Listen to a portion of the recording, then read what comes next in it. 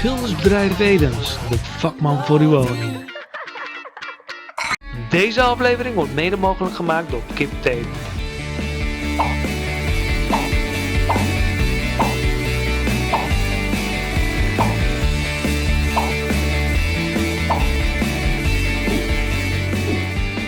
Kip, hecht aan kwaliteit.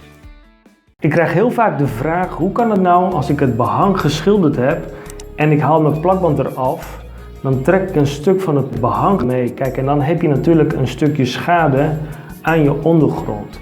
Nou, vandaag ga ik je even laten zien waar je op moet letten als je gaat afplakken. Ik ga zo direct het behang schilderen. Het behang is al een keer ooit gedaan en ik hoef hem dus nu ook maar één laag te geven. En daarvoor ga ik dus de plinten en de kozijnen even afplakken. En dat doe ik even met de normale van Kip, de 301. Je zou in plaats van deze ook de Ultra Sharp kunnen gebruiken. Die heeft een bepaalde gel in zich, waardoor de gel zich uitzet en je eigenlijk niet de verf onder de tape wegkrijgt. Dus dat er verf eronder komt.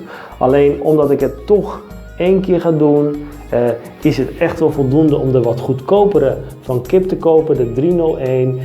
Want deze heeft gewoon een enorme goede kleefkracht voor dit soort werkzaamheden. En als jij denkt, kan ik dan niet de tape van de Action kopen, want die is ook goedkoop. Van mij mag je dat gewoon doen. Ik heb alleen voor jou, heb ik hierboven in de YouTube kaart en in de beschrijving, heb ik even een filmpje waarin ik de Action tape test en deze, de 301. En dan laat ik je even het verschil zien met de koffietest, hoe dat werkt. En dan kun je zelf wel oordelen of je even voor een betere kwaliteit gaat of voor het goedkopere, maar je gaat hier een voordeel mee uithalen. Alleen je hoeft voor dit project, hoef je echt niet de Ultra Sharp te kopen. Die zou ik gewoon toepassen als het er echt om spant. Ik ga hem alleen sausen en daarna verwijder ik toch het plakband. Maar ik ga je even laten zien waar je op moet letten als je dit dus gaat plakken en dat je niet straks het behang meetrekt. Wil je nou de materialen kopen om mijn kanaal te sponsoren? Dan vind je in de beschrijving de linkjes waar je ze kunt kopen. Je kunt me ook mailen naar info@schildersbedrijfedens.nl met jouw boodschappenlijst als je verschillende materialen nodig hebt. Nou, je kunt je kleed of wat je dan hebt, kun je alvast neerleggen. Dat is wel handig. En dan ga je de plakband, die ga je dan aanbrengen. En waar je even heel goed op moet letten, is omdat dit dus het behang is. En als jij dus ook een ander soort behang hebt, moet je er ook gewoon mee uitkijken. Maar dan plak je die plakband, die leg je erop. En ik schuif eigenlijk met mijn vingers, schuif ik er overheen, totdat ik net met mijn duim erop ben.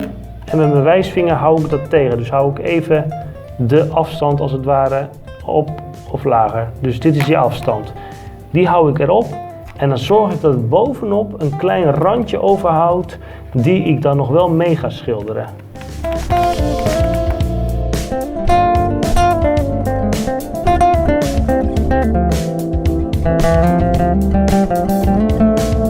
Kijk, en als je nu goed kijkt, dan zie je dat mijn plakband echt alleen op het hout zit, maar niet tegen het behang aan. En dat moet je echt in de gaten houden, want zodra dit nat wordt, trek je dat mee. En dat moet je echt in de gaten houden. Dus zorg dat je een millimeter of 1, 2 van het hout nog blijft zien. En dat schilderen we mee en dan heb je een mooie rechte lijn. Mocht jouw behang te veel op de plint zitten, zoek dan het filmpje op Behang snijden Powertip 9, waar je nog handige tips krijgt om dit probleem op te lossen.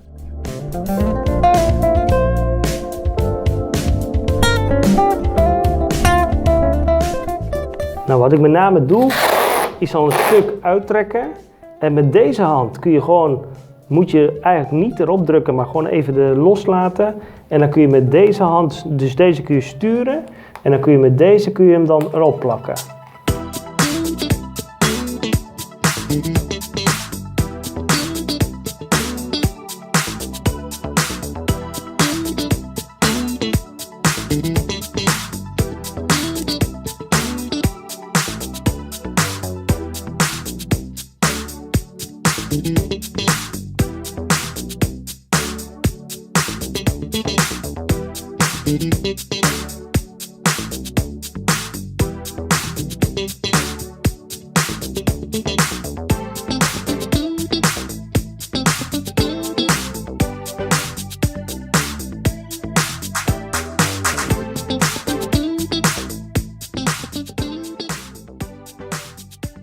Nou, zodra je de plakband erop hebt gedaan, dan druk je even de plakband naar beneden en dan zit je kleed ook gelijk vast. Dan heb je het mooi afgesloten en mooi dicht.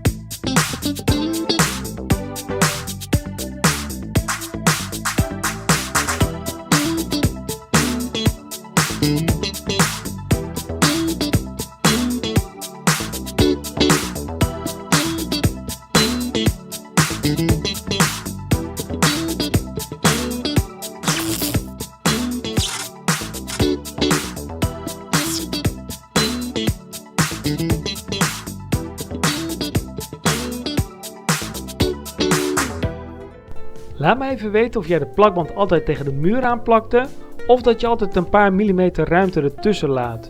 Vind je nou deze tips waardevol? Abonneer je dan gelijk op mijn kanaal voor nog meer handige tips. Als je nou tegen het probleem aanloopt dat je verf onder de tape doorkruipt, en zeker bij ruwe onderdelen, dan kan je dat echt oplossen. Bekijk dan het filmpje die hier in het midden verschijnt. Daar leer ik je hoe je dit zoveel mogelijk kunt voorkomen. Vergeet niet te abonneren, zodat jij geen fouten hoeft te maken tijdens het klussen. En gun mij nog een blauw duimpje en ik zie je in het filmpje hiernaast. Adios.